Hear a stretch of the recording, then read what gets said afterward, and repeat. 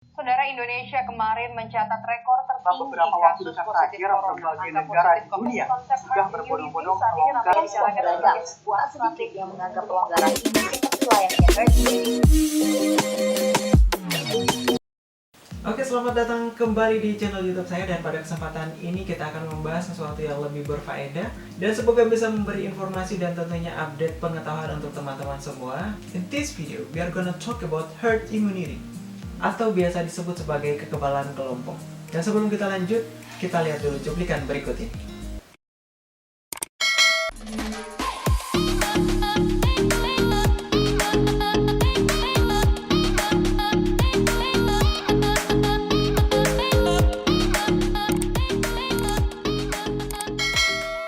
Wabah COVID-19 yang merupakan salah satu masalah nasional bahkan menjadi masalah internasional saat ini menjadi salah satu problematika yang tidak pernah mendapatkan ujung. Beberapa negara telah mencoba berbagai banyak cara untuk mengatasi dan mencari solusi dari permasalahan terkait pandemi COVID-19 saat ini. Dan sampai saat ini COVID-19 telah menginfeksi lebih dari 1 juta orang di seluruh dunia, di mana 216 negara yang terkonfirmasi terkena dampak dari pandemi COVID-19 ini. Jumlahnya sangat banyak. Dan banyak negara yang sampai saat ini berlomba-lomba untuk mencari vaksin untuk menghentikan penyebaran virus COVID-19 yang pertama kalinya tersebar dari Wuhan, Cina.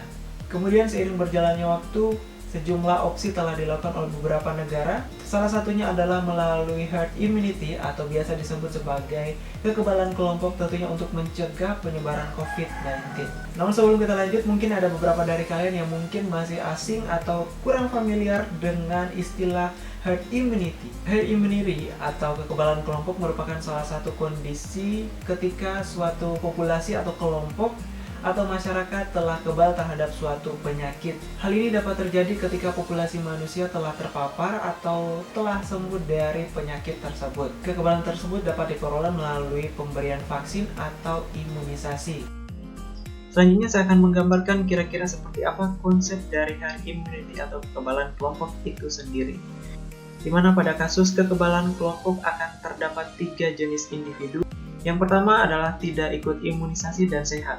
Kemudian yang kedua, ikut imunisasi dan sehat, dan yang ketiga adalah tidak ikut imunisasi dan sakit. Kondisi pertama, ketika dalam suatu kelompok tidak ada yang ikut imunisasi, maka penyakit menyebar dengan cepat pada orang di sekitar. Dan hal ini tidak akan efektif.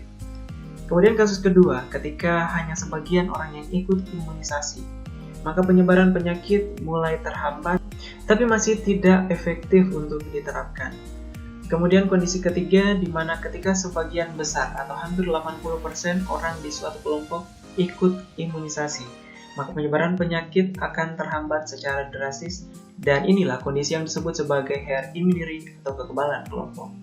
Untuk mencapai herd immunity ini diperlukan sekitar 60 bahkan 80% dari masyarakat terlebih dahulu harus terpapar sehingga nanti bisa menjadi kebal terhadap suatu penyakit atau virus. Namun untuk kasus ini bisa diilustrasikan, misalnya Indonesia memiliki jumlah penduduk sebanyak 270 juta jiwa, jadi 80% dari penduduk tersebut harus terinfeksi terlebih dahulu.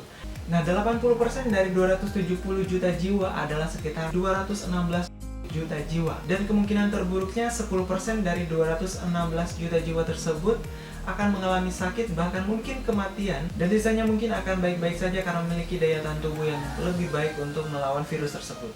Sementara itu, strategi herd immunity ini bisa dihentikan melalui cara vaksinisasi. Namun sayangnya untuk vaksin dari COVID-19 ini masih belum tersedia, dan masih banyak negara yang masih melakukan berbagai penelitian untuk memperoleh vaksin dari COVID-19 ini.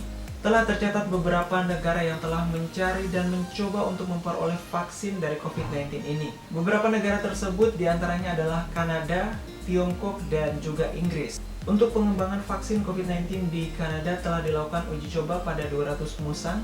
Kenapa musang? Karena musang memiliki sistem pernapasan yang cenderung mirip dengan manusia. Kemudian di Tiongkok sendiri telah dilakukan uji coba pada manusia yang telah dilakukan di 16 Maret 2020. Dan masih menunggu perkembangan dari hasil uji coba tersebut. Dan di Inggris juga sudah dilakukan uji coba di manusia, di mana akan ada 6.000 sukarelawan yang akan diuji menggunakan vaksin yang telah dibuat oleh negara Inggris. Dan pada pengujian pertama telah dilakukan pada 510 sukarelawan dan masih menunggu juga perkembangan dari hasil yang dilakukan oleh negara Inggris tersebut. Kemudian muncul beberapa spekulasi di masyarakat terkait HI atau herd immunity ini.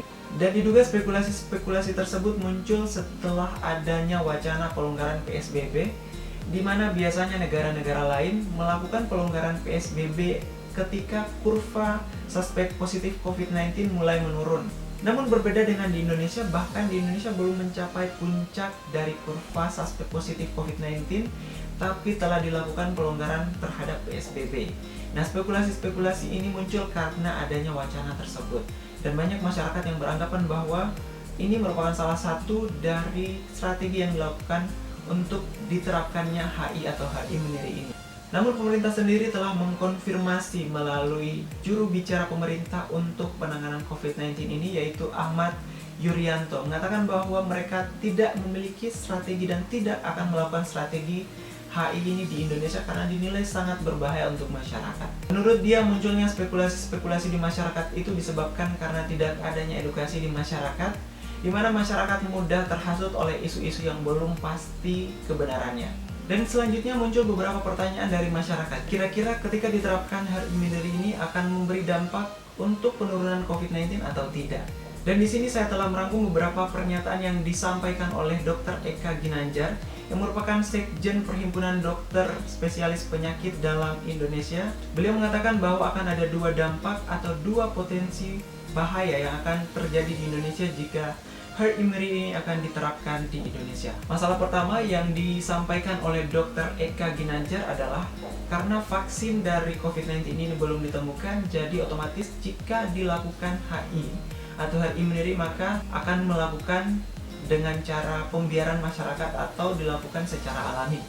Dan tentunya hal ini akan sangat berisiko di mana jumlah yang akan sakit bahkan mungkin akan meninggal juga sangat banyak karena jumlah penduduk Indonesia yang berjumlah cukup banyak, yaitu sekitar 270 juta jiwa, sehingga kemungkinan yang akan meninggal atau mengalami sakit juga akan berjumlah jutaan.